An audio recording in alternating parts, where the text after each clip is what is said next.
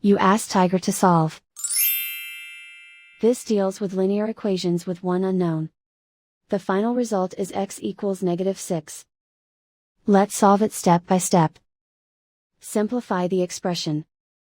Expand the parentheses.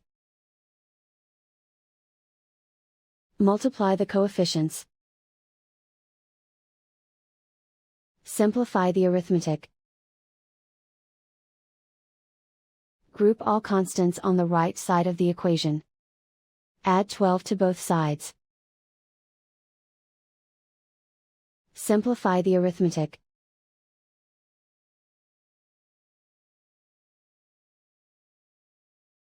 Isolate the x. Divide both sides by 36. Simplify the fraction.